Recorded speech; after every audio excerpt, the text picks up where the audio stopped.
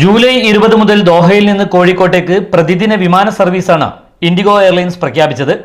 പുലർച്ചെ 3:45 ദോഹയിൽ നിന്ന് കോഴിക്കോട്ടേക്ക് പുറപ്പെടുന്ന വിമാനം രാവിലെ 10:30 കോഴിക്കോട്ടെത്തും. കോഴിക്കോട്ട് നിന്ന് 11:30 പുറപ്പെടുന്ന വിമാനം ഉച്ചയ്ക്ക് 1:30 ദോഹയിൽ തിരിച്ചെത്തും. ചെലവ് കുറഞ്ഞ യാത്രയാണ് ഇൻഡിഗോയുടെ ഉദ്ഘാടന ഓഫർ. 399 റിയാലാണ് ടിക്കറ്റ് നിരക്ക്.